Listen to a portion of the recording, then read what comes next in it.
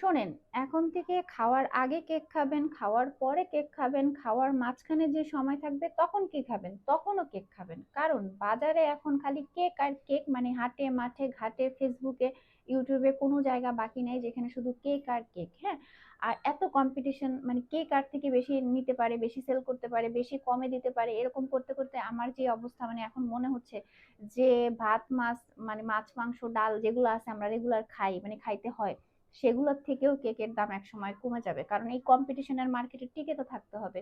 যেমন মনে করেন সবাই কেক সেল করতেছে, এখন একটা পর্যায়ে গিয়ে মানুষ আর খাবে না, তখন খাওয়ানোর জন্য কি করবে, মানুষ খালি দাম কমাইতে থাকবে কমাইতে থাকবে, তখন মনে হবে যে ভাত মাছ ডাল মাংস এগুলো সব কিছু থেকে কেকের দাম কমে যাবে।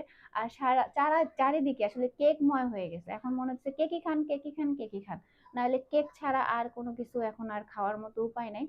আসলে আমি কখনো ভাইরাল টপিক গুলো নিয়ে কথা বলি না, কিন্তু আমার মনে হয় যে না, এখন থেকে আসলে বলা উচিত। হ্যাঁ, কেক আসলে আগে আমরা বিশেষ কোনো দিনে, বিশেষ কোনো অকেশনে, হইতে পারে কারো জন্মদিন, হইতে পারে কারো বিবাহ বার্ষিকী, হইতে পারে আম, কি বলে নতুন বছর বা গায়ে হলুদ, এই টাইমে মানুষ কেক খাইতো, বা বিশেষ কোনো কারো প্রয়োজনে কোনো দরকারে বিশেষ কোনো দিন উদযাপন করার জন্য মানুষ কেক খাইতো, যে বাসায় বানাইতে পারতো সে বানাইতো, যে পারতো না সে কিনে আনতো।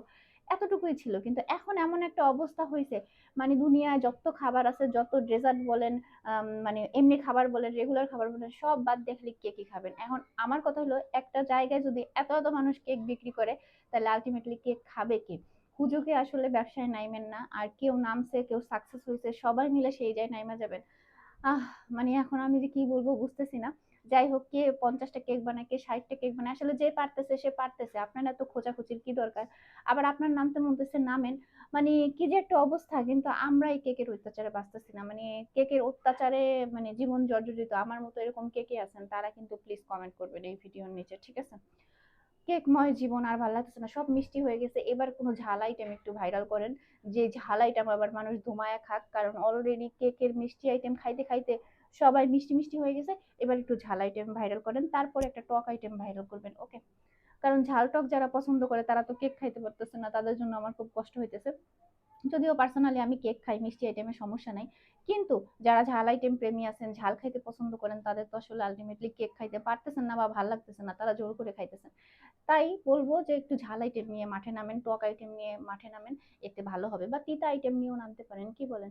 কার কাছে কোন রেসিপি আছে, আইডিয়া আছে, তাড়াতাড়ি চলে আসেন, ভাইরাল হয়ে যান, আমরাও সেগুলো খাওয়ার একটু সুযোগ নেই। যদিও ভাইরাল কেক আমি খাই নাই এখনো।